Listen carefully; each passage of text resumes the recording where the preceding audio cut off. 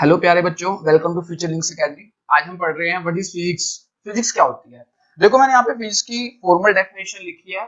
यहाँ पर दो डेफिनेशंस हैं फिजिक्स की, मैं दोनों को बताऊंगा और दोनों को एक बहुत परफेक्ट एग्जांपल के साथ एक्सप्लेन करूंगा। देखो, यहाँ पर लिखा है study of nature and natural phenomena. मतलब हम फिजिक्स के अंदर जो हमारी कुदरत है और उसमें जो अलग अलग फिनोमिना हो रहे हैं हम उन्हें पढ़ते हैं।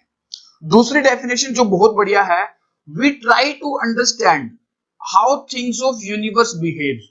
जो इस यूनिवर्स में अलग अलग चीजें हैं वो कैसे बिहेव करती हैं, हम इन्हें समझने की कोशिश करते हैं।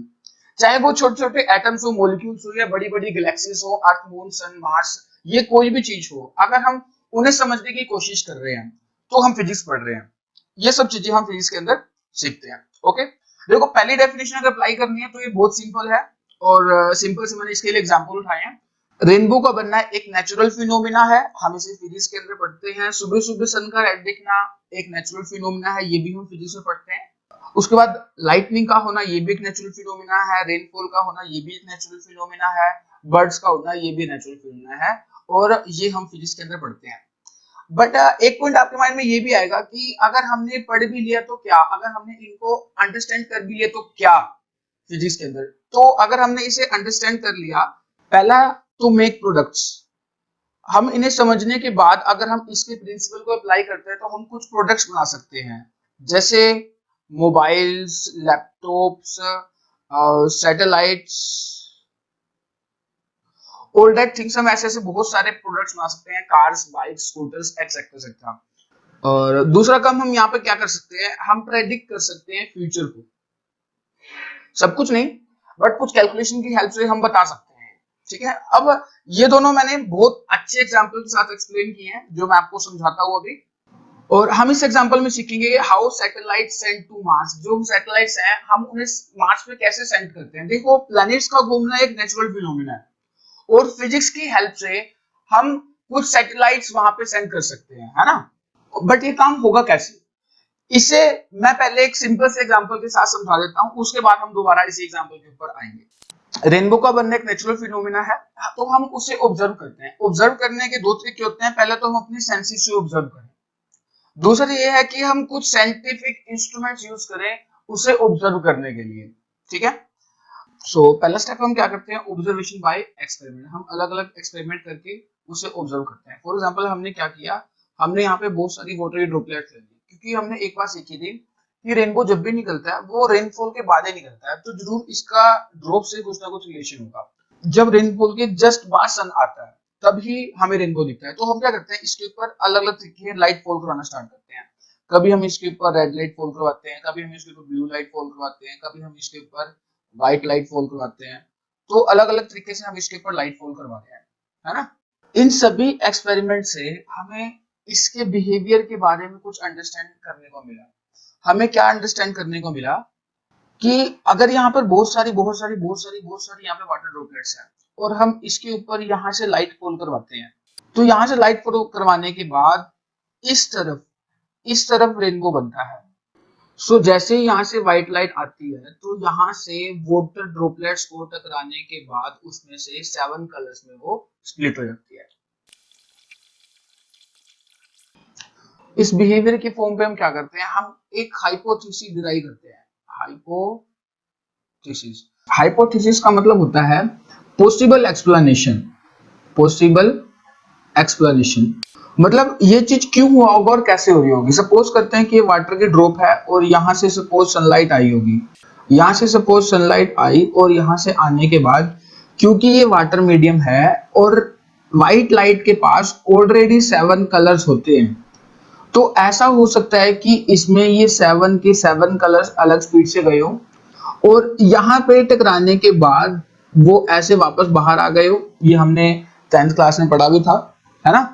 सो ये होगी इसकी हाइपोथेसिस कि ये चीज ऐसे काम करती है। फिर हम उसको अलग अलग एक्सपेरिमेंट से ट्राई भी कर सकते हैं कि हाँ ऐसा भी होता है, व्हाइट लाइट से 7 कलर्स बनते हैं। ये तरीका है how we get knowledge.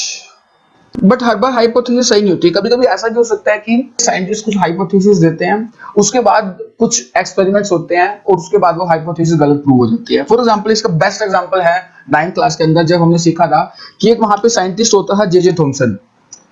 J Thomson ने एक एटम का मॉडल दिया था। उसने कहा था भाई एटम जो है वो एक तरबूज की जैसा, आपको याद होगा कि जो ब्लैक ब्लैक से बीज हैं वो सारे इलेक्ट्रॉन्स हैं, और जो पॉजिटिव पार्ट है वो सारा, और जो रेड रेड पार्ट है वो सारा पॉजिटिव पार्ट है ना। ये बात हमने उसमें देखी थी। उसके बाद हमने देखा कि ये एक हाइपोथेसिस थी और वो हाइपोथेसिस सबने मान ली। उसके बाद रदरफोर्ड ने कुछ एक्सपेरिमेंट्स किए कि जिसमें हमने अल्फा रे स्कैटरिंग एक्सपेरिमेंट था, शायद आपको याद हो, जब अल्फा पार्टिकल जाके वहां पे टकराते हैं तो कुछ एक सीधे चले जाते हैं, कुछ एक वापस आ जाते हैं, शायद आपको याद होगा। सो ये वाली हाइपोथेसिस इस एक्सपेरिमेंट को प्रूव नहीं कर पा रही थी, तो ये वाली हाइपोथेसिस गलत होगी, ठीक है, और नवी हाइपोथेसिस आई। उसके बाद क्या हुआ, ये वाली हाइपोथेसिस भी हमने देखा था वो गलत होगी। उसके बाद एक बोहर आया था, बोहर ने नया मॉडल दिया था। उसके बाद हमने देखा था कि बोहर की हाइपोथेसिस में भी कोई दिक्कत थी।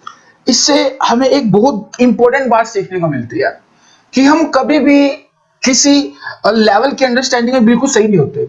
बस सिर्फ इतना होता है कि हम पहले ज्यादा गलत थे, तो हम अब ज्यादा गलत से कम गलत हो गया, उसके बाद हम और कम गलत हो गए, इसके बाद हम और कम गलत हो गए। मतलब बेशक हम रियलिटी के बिल्कुल पास हों, बट हम कभी भी नहीं कह सकते कि ये बिल्कुल ट्रू है, क्योंकि हो सकता है कि कल को कोई ऐसा एक्सपेरिमेंट हो जो इसको भी गलत प्रूव कर दे, ऐसा भी हो सकता है ना।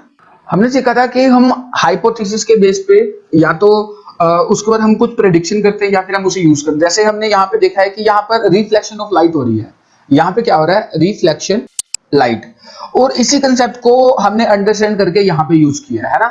ऐसे ही हम और भी एग्जांपल देख सकते हैं, जैसे यहाँ पर हमने पंछी का उड़ना, ये एक नेचुरल फिनोमिना है ना, बर्ड्स का उड़ना ये एक नेचुरल फिनोमिना, और इस नेचुरल फिनोमिना को हमने ऑब्जर्व किया होगा, इस पे एक्सपेरिमेंट्स किए होंगे, और फिर उससे हमने इस तरह के ऑब्जेक्ट्स बनाए हैं। हमने टाइड से एनर्जी बनानी शुरू की, हमने बायोगैस से एनर्जी लेनी शुरू की, हमने सोलर एनर्जी से उसे हमें अपने काम में लाना शुरू किया। सो एक बार जब हम फिजिक्स के अंदर किसी कंसेप्ट को समझ सकते हैं तो उससे हम दो इंपॉर्टेंट काम कर सकते हैं। पहला, हम उससे कुछ फ्यूचर को प्रेडिक्ट कर सकते हैं किसी टाइप की कैलकुलेशंस करने के बाद, सब मतलब फ्यूचर में सब कुछ नहीं, कुछ खास हम प्रेडिक्शन कर सकते हैं। और उसके बाद या तो हम उसे यूज कर सकते हैं अपने किसी पर्पस को सोल्व करने के लिए। उसके बाद हम अपने एग्जाम्पल के ऊपर आते हैं। हमारा एग्जाम्पल ये एक परफेक्ट एग्जाम्पल है साइंस एंड टेक्नोलॉजी का। साइंस एंड टेक्नोलॉजी, ये दो टर्म्स बहुत ही साथ साथ ली जाती हैं, बट इन दोनों में एक फर्क है। साइंस का मतलब क्या होता है, कंसेप्ट्स को अंडरस्टैंड करना, कंसेप्ट्स को अंडरस्टैंड करना, और टेक्नोलॉजी का मतलब क्या होता है, जो ये अंडरस्टैंडिंग कंसेप्ट्स हैं इसके बेस पे इनके प्रिंसिपल को, इस नॉलेज को अप्लाई करके कुछ नई नई एप्लियंसेस बनाना। जैसे हमने यहाँ पे सैटेलाइट बनाई है, ये अर्थ है, और उसके बाद ये वाला ऑर्बिट है मार्स का। हमने अगर यहाँ पे लॉन्च करना है, तो अगर हमने यहाँ पे लॉन्च करना है, ये एक नेचुरल फिनोमेना है, हमने पहले बहुत टाइम तक इसे ऑब्जर्व किया होगा, हमने इन दोनों प्लैनेट्स को बहुत टाइम तक ऑब्जर्व किया होगा कि कैसे कैसे मोशन करते हैं। हमने देखा होगा कि इसकी स्पीड अलग है, इसकी स्पीड अलग है, इसका ऑर्बिट अलग है, इसका ऑर्बिट अलग है। इन्हें ऑब्जर्व करने के बाद ये देखा कि ये 26 मंथ्स में एक बार ऐसा होता है कि ये बिल्कुल पास आती है, और जब ये बिल्कुल पास आनी होगी उससे कुछ मंथ्स पहले हम यहां से ही इस सैटेलाइट को छोड़ देंगे, और ये चलते चलते चलते चलते चलते चलते यहाँ पर आ जाएगी, और ये मार्स के ऑर्बिट में घूमना स्टार्ट कर देगी। सो इस तरह से हमने यहाँ पे साइंस का भी यूज किया है, हमने टेक्नोलॉजी का भी यूज किया है। साइंस कैसे, हमने यहाँ पे एक फ्यूचर की प्रेडिक्शन किया, क्योंकि जब भी मार्स के ऊपर सबसे पहले जो भी सैटेलाइट गई होगी, उससे पहले तो कभी कोई सैटेलाइट नहीं गई थी ना। सो हमने सबसे पहले एक प्रेडिक्शन की जो कभी हुआ ही नहीं था, मतलब हमने एक टाइप से फ्यूचर को प्रेडिक्ट किया कि अगर हम इसको यहाँ से छोड़ देते हैं तो यहाँ से घूमते घूमते घूमते घूमते ये मार्स के ऑर्बिट में चली जाएगी। और टेक्नोलॉजी का हमने बेसिक यूज किया, हमने यहाँ पे अलग अलग सैटेलाइट्स, हमें रॉकेट्स यहाँ पे यूज किए, जो कि हमें टेक्नोलॉजी की हेल्प से ही मिले हैं। Okay, so thanks for watching this video. आप इस चैनल को प्लीज सब्सक्राइब कीजिए और अपने फ्रेंड्स को बताइए। Thanks for watching.